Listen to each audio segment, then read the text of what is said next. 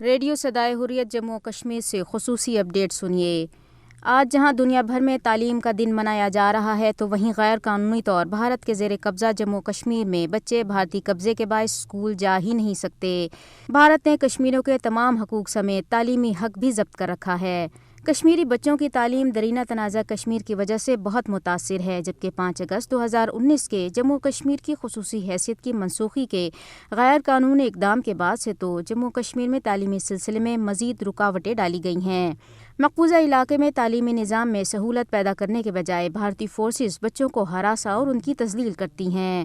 بھارتی حکومت کشمیریوں کو تعلیم کے حق سے محروم رکھنے کی پالیسی پر عمل پیرا ہے اور مودی کی فسطائی حکومت نے تو تعلیمی نظام کو ہی یرغمال بنا دیا ہے۔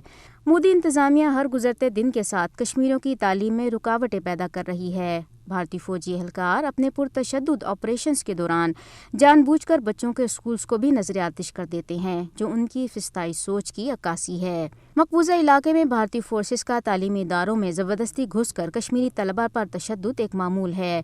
آئے دن تعلیمی اداروں، خاص طور پر اسکولز کو بند کرنے کی پالیسی خود اس بات کا ثبوت ہے کہ بھارتی حکومت کشمیر میں تعلیم کا خاتمہ چاہتی ہے۔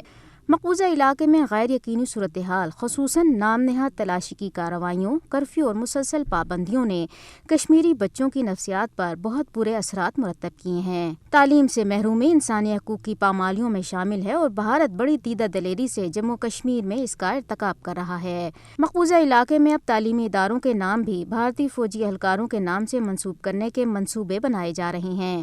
بھارتی حکومت کشمیری بچوں کو تعلیم سے محروم کرنے کے لیے اوچھے ہتھ کنڈے اختیار کر رہی ہے، جبکہ مقبوضہ کشمیر میں تعلیم کی بدترین صورتحال عالمی برادری کی فوری توجہ کی متقاضی ہے۔